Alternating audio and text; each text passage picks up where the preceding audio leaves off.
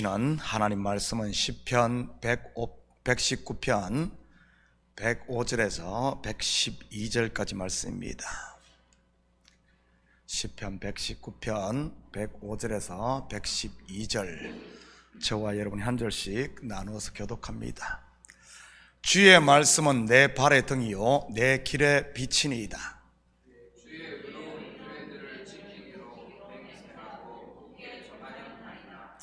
나의 고난이 매우 심하오니 여호와여 주의 말씀대로 나를 살아나게 하소서.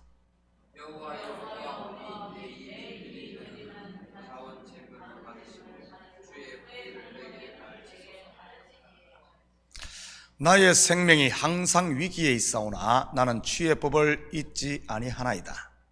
악인들이 나를 해하려고 얼굴을 놓았사오나 나는 주의 법도에서 떠나지 아니하였나이다. 주의 증거들로 내가 영원히 나의 기업을 삼았사오니 이는 내 마음의 즐거움이 됨이니이다. 내가 주의 윤례들을 영원히 행하려고 내 마음을 기울였나이다. 아멘. 좋은 아침입니다. 오늘 본시는 히브리 알파벳 14번째 철자인 눈으로 전 구절이 시작되는 제14연입니다. 계속해서 성도의 올바른 길을 인도하는 하나님의 말씀을 찬송하고 있지요. 지난주일 설교에서 말씀드렸듯이 성도의 영적 싸움은 혈과 육에 대한 것이 아닌 진리 전쟁인 것입니다. 다시 말해 무엇이 참이고 무엇이 거짓인가 하는 말씀에 대한 이런 싸움 말이지요. 하나님의 말씀 곧 진리는 우리 속에 있는 아담의 속성, 즉 육신의 생각을 무너뜨립니다. 바벨탑을 무너뜨리듯이 말이지. 그런데 반대로 사단이 뿌리는 가라지 곧 거짓은 그것들을 부추겨 하나님을 대적하게 만드는 것입니다. 아무리 성숙한 성도라 할지라도 속에 옛사람의 속성은 남아있는 것이니까요. 물론 많고 적음의 차이는 있겠지만 말이지, 귀신은 말 그대로 귀신처럼 그것들을 건드리고 다닙니다. 그렇지만 말씀의 등불을 가진 사람은 그것이 가르짐을 금방 분별하고 사단아 내 뒤로 물러가라 하며 물리치지요. 물론 입으로 그것을 말하지는 않지만 우리의 영이 그런 거짓을 거부하는 것입니다. 그러면서 그러한 거짓의 자리는 피하게 되는 것이지요. 마치 요셉이 보디발의 아내의 유혹에 그 돛을 벗어놓고 뛰쳐나갔듯이 말입니다. 벗어던진 그 돛이 어떤 옷일까요? 창세기로 말하면 무화과나무로 만든 자기의의 옷이요, 사도 바울로 말하면 배설물처럼 버려버린 이 율법으로 쌓은 옷 아니겠습니까? 그런데 말씀의 등불이 우리 속에 꺼져 있거나 희미하게 되면 어떻게 되겠습니까? 가라지와 알곡이 구별이 되지 않으니 점점 거짓에 귀를 기울이게 되는 것입니다. 마치 하와가 뱀의 소리에 귀를 기울이고 맞장구를 쳤던 것처럼 말이지. 그러다가 결국은 알곡을 품어야 할 밭이 가라지를 품고 마는 것이고요. 가라지를 품은 밭에 무엇이 나겠습니까? 우리 속담에 콩 심은 데 콩 나고 팥 심은 데 팥 난다는 말처럼 가라지를 품게 되면 엉겅퀴와 가시가 나는 것입니다. 그래서 사람들을 찌르고 곡식을 자라지 못하게 가로막는 것이지. 물론 좋은 씨 곧 복음인 하나님의 말씀을 품은 밭은 100배, 60배, 30배의 성령의 열매들을 풍성하게 맺는 것이고요. 여러분의 마음밭에는 지금 어떤 열매들이 맺히고 있습니까? 성령의 열매입니까? 아니면은 육신의 열매들입니까? 사람은 스스로 자기 자신을 보지 못하는 경우들이 많습니다. 그래서 하나님께서 교회인 우리를 공동체로 부른 것 아니겠습니까? 상대를 통해 나를 보라고 말이지. 여러분 주위를 한번 둘러보시기 바랍니다. 여러분 주위에 있는 사람들이 맺는 열매가 어떤 열매인지 말이지. 사랑과 희락과 화평과 오래 참음과 자비와 양성과 충성과 온유와 절제와 같은 이런 성령의 열매들을 맺고 있습니까? 아니면은 원수 맺는 것과 분쟁과 시기와 분냄과 당 짓는 것과 분열과 불평과 같은 가라지입니까? 내 주위의 사람들이 맺고 있는 열매가 바로 지금 내 모습인 것입니다. 왜냐하면 사람은 끼리끼리 모이게 되어 있는 법이니까요. 그렇다면 예수 그리스도의 보혈의 피로 피공로로 구원받은 성도인 우리가 어떻게 하면 이런 가라지들을 배척하고 우리 속에는 성령의 열매들을 풍성히 맺을 수 있는지 오늘 본시를 통해 한번 살펴보도록 하겠습니다. 105절 106절입니다. 주의 말씀은 내 발의 등이요 내 길의 빛이니이다. 주의 의로운 규례들을 지키기로 맹세하고 굳게 정하였나이다. 알파벳 순서를 따라 18절씩 한 연을 이루고 있는 이 시편 119편을 우리는 지금까지 13년까지 이 공부를 했습니다. 그런데 강연마다 빠지지 않고 등장하는 것이 바로 하나님의 말씀을 지키겠다는 이 저자의 강한 결심입니다. 결단 말이지. 이것은 무엇을 말하는 것이겠습니까? 바로 하나님의 말씀은 저절로 지켜지는 것이 절대 아니라는 사실입니다. 다시 말해 하나님의 말씀은 우리의 본성과는 정반대라는 사실이지. 여러분, 우리의 본성은 어디로부터 왔습니까? 땅으로부터 왔어요. 그런데 하나님의 말씀은요, 하늘로부터 왔지. 정반대입니다. 그래서 잠시만 방심하면 우리는 하나님 말씀으로부터 멀어지는 것이 당연한 겁니다.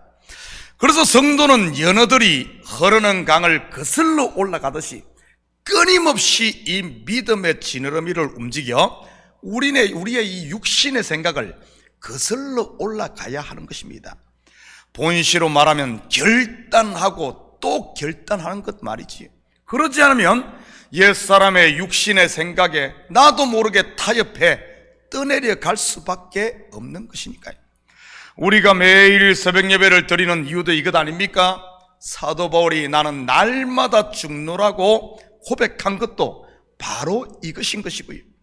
우리 속에 있는 성령의 등대에 기름을 채우는 게 곧 말씀을 듣는 것 아니겠습니까? 이처럼 속에 성령으로 조명된 말씀의 빛이 매일 환하게 비치는 사람에게는 어둠이라는 거짓이 왔다가도 힘을 잃게 되는 것입니다. 저는 우리 식구들이 매일 마음을 새롭게 하는 이런 결단을 통해 항상 은혜와 평강의 빛 가운데 갈 수 있기를 축복합니다. 108절입니다. 여호와여 구하오니 내 입이 드리는 자원 제물을 받으시고 주의 공의를 내게 가르치소서. 여기서 자원 제물로 번역된 히브리어 니트보트는 억지나 강요가 없이 자원하여 드린다는 것이 특징인 제사입니다.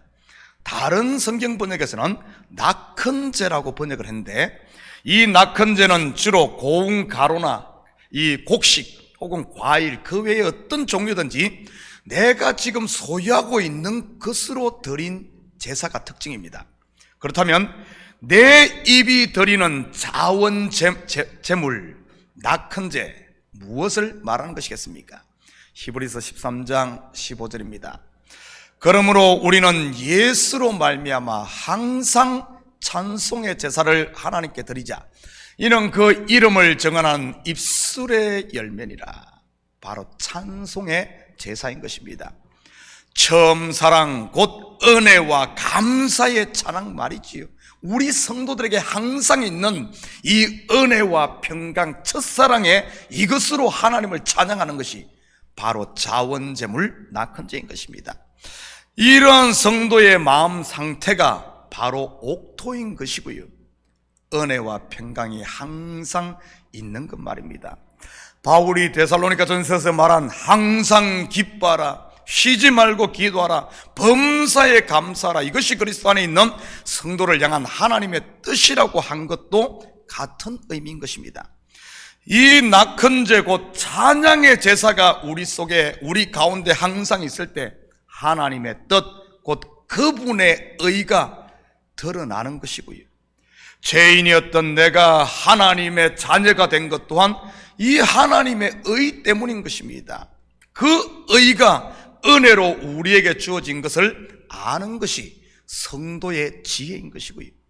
저는 우리 성도들이 매 순간 이 찬양의 제사가 풍성하게 넘쳐 흐르므로 하나님의 은혜 안에서 항상 감사하며 빛을 비추며 살 수 있기를 축복합니다.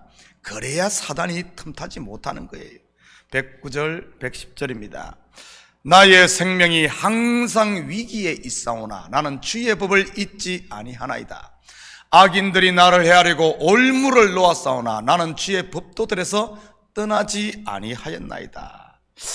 나의 생명이 항상 위기에 있사오나, 이것을 원어 그대로 직역을 하면 나의 영혼이 계속적으로 나의 손안에 있사오나, 이런 의미입니다.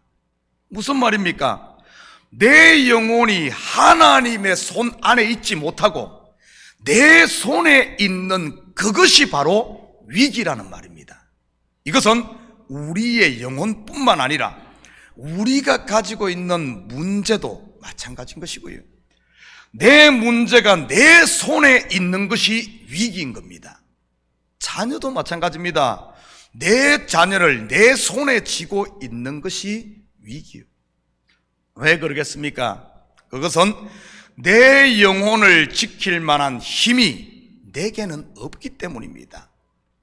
나의 문제도 자녀도 마찬가지인 것이고요. 지금은 잠시 내가 지킬 수 있을 것 같지만 나보다 더 강한 자가 오는 순간 그것은 빼앗기게 되어 있는 겁니다. 그러니 얼마나 위험합니까? 그런데 내 영혼이 하나님 손에 있으면 어떻게 되겠습니까? 내 문제와 자녀도 말이지. 로마서 8장 38절 39절입니다. 내가 확신하노니 사망이나 생명이나 천사들이나 권세자들이나 현재일이나 장래일이나 능력이나 높음이나 깊음이나 다른 어떤 피조물이라도 우리를 우리 주 그리스도 예수 안에 있는 하나님의 사랑에서 하나님의 손에서 끊을 수 없으리라. 하나님의 손에 내 영혼이 있고 하나님의 손에 내 문제를 맡기고 하나님의 손에 내 자녀가 있다면 안전한 것입니다. 그것이 바로 주의 법을 잊지 않고 떠나지 않는 것이고요.